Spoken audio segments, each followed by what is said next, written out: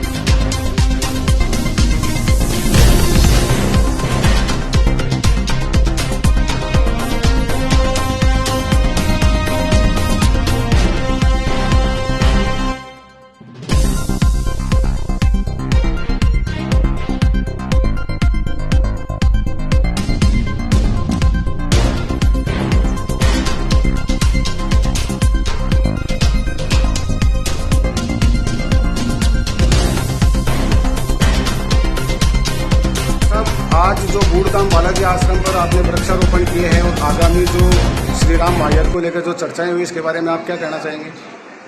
मैं बूढ़ वाले बालाजी धाम आश्रम नौरंगपुरा का कोषाध्यक्ष हूँ और आज हमारी आम सभा हुई है।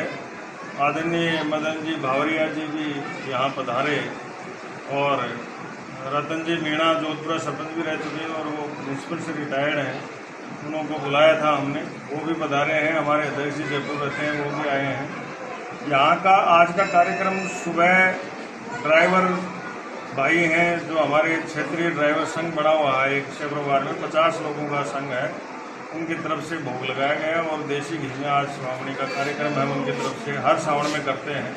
मैं उनको आपके माध्यम से साधुवाद देना चाहूँगा, धन्यवाद देना चाहूँगा। उसके बाद हमारा वृक्षारोपण का कार्यक्रम रहा।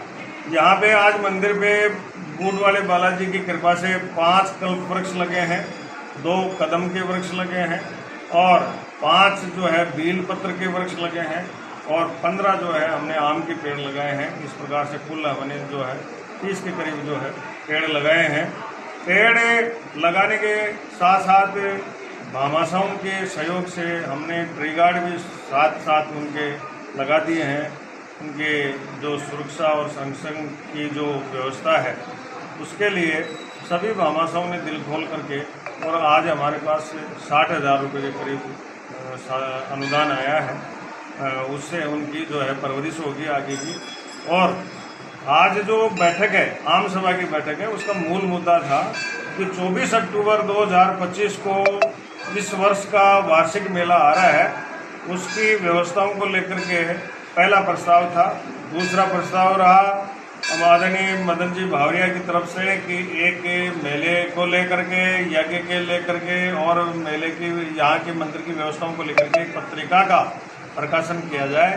3 वर्ष या 2 वर्ष ये तय कर लो, तो उसमें भी हमने सबने सहमति दी है कि एक पत्रिका का प्रकाशन करवाएंगे, आप लोगों के माध्यम से करवाएंगे।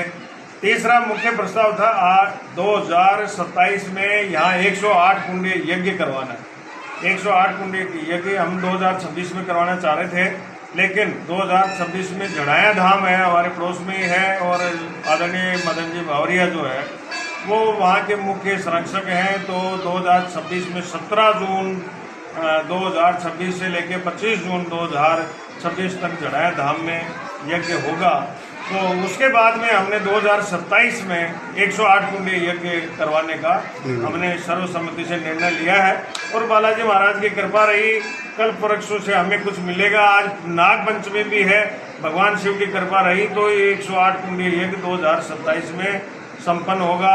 आप लोगों का सहयोग रहेगा और जनता का सहयोग रहेगा। 2027 में 108 कुंडी यज्ञ करवाने का आज हमारे को अंतिम निर्णय लेने का सौभाग्य मिला है।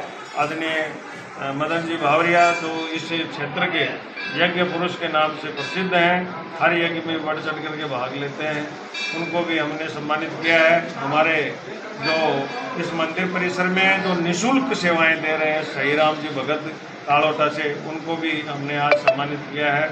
और जो ड्राइवर संघ के जो सदस्य थे उनको भी माल्यार्पण करके हमने सम्मानित किया है। और जो पत्रकार बंधु हैं, सोशल मीडिया के बंधु हैं, उनका मैं आपके माध्यम से धन्यवाद करना चाहूँगा कि वो समय समय पर हमारे बुलाने पर पधारते हैं और हमारा पूरा सहयोग करते हैं।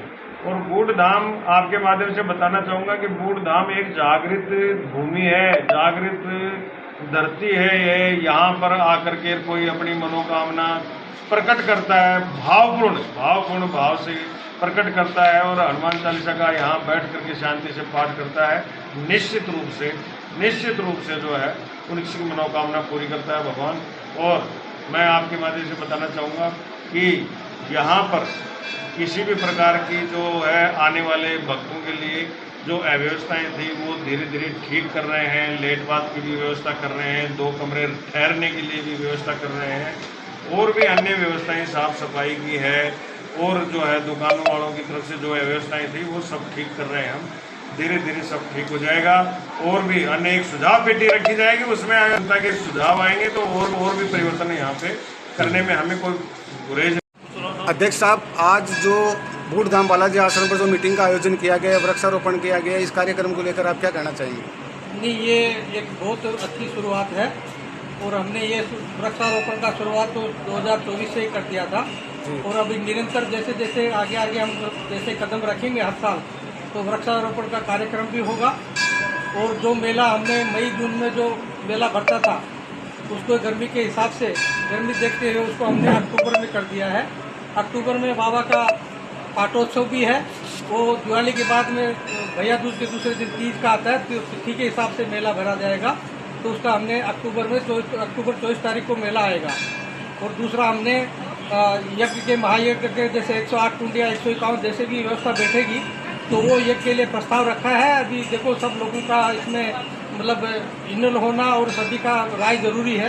तो जैसे जैसे हमारे पास कमेंट आएगा, जैसे जैसे लोगों की राय आएगी कि 2026 में रखना है या 2027 में रखना है, तो वैसे वो हिसाब से हम यज्ञ का भी प्रोग्राम कर रहे हैं।